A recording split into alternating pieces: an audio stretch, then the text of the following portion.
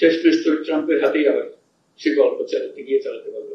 যত ছোট রাষ্ট্র, বড় রাষ্ট্র, ধনী রাষ্ট্র, মাঝারি রাষ্ট্র, সবাই আমাদের করছে, কেউ কোন রকমের দ্বিধাগ্রস্ত হয়। তাদের ভাষা শুনলে আমাদের কাছে অবাক হয়। আমরা যখন তাদের সঙ্গে কথা বলতে বসি, বিস্তারিত জানার আগে প্রথমে বলে কি লাগবে বল, আমরা আছি। এর চেয়ে পরিষ্কারভাবে কথা বলা এটা রাষ্ট্রের প্রধান কিংবা প্রধান নির্বাহী আর কি হবে। এবং তারা এই পর্যন্ত সেটা মেনে গিয়েছে এবং চালাচ্ছে এবং ক্রমাগতভাবে তাদের সমর্থন বাড়াচ্ছে।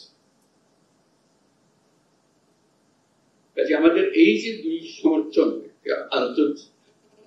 আভ্যন্তরীণ একটা সমর্থন, আন্তর্জাতিক একটা সমর্থন, এই দুই সমর্থনের ভেতর দিয়ে আমরা যদি এই নতুন বাংলাদেশ গড়তে না পারি, এটা আমাদের কবরের দোষ বোঝা ছাড়া কি বলবো। আমরা এই সুযোগ ছাড়তে চাই।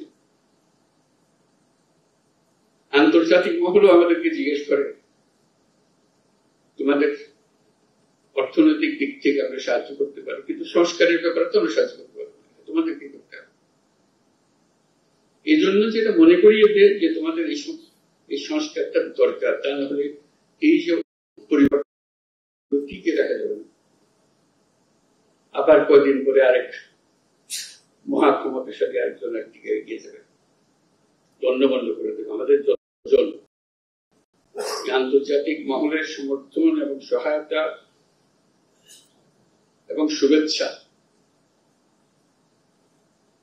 এটা আমাদের জন্য মস্ত বড় সম্পদ।